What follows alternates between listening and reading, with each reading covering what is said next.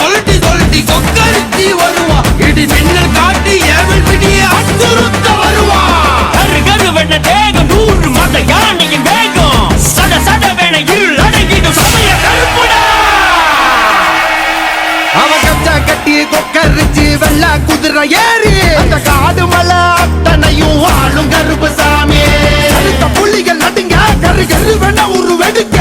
காட்டு மரமும் சிங்க புலியும் நடுங்கி பண்ணியும் பாரு அவ போகும் தசை அத்தனையும் கூவானண்டாம் பாரு மீசானல் பறந்திட தேகம் முழுக்க சிலு சிலுத்திட கடல் தாண்டி உருவம் 100 எடுப்ப